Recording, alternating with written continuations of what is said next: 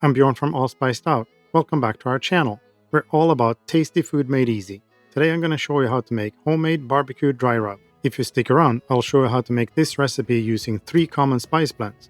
But first, grab a bowl and add 3 1/4 teaspoons salt, 1 tablespoon paprika,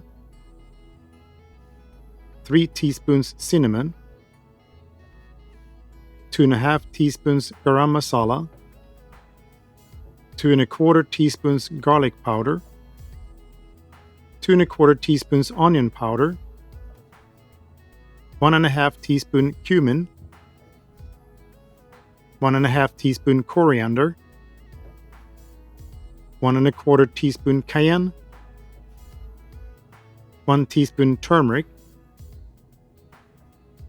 3/4 teaspoon oregano,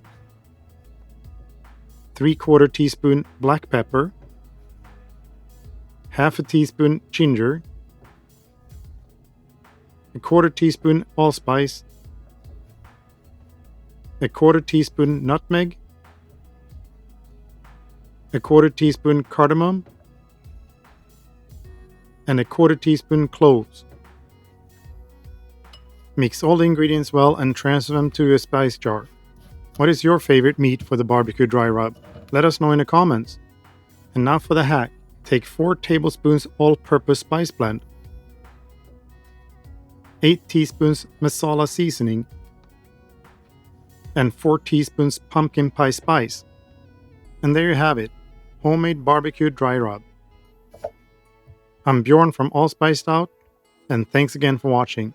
I'll see you in the next video. Like and subscribe.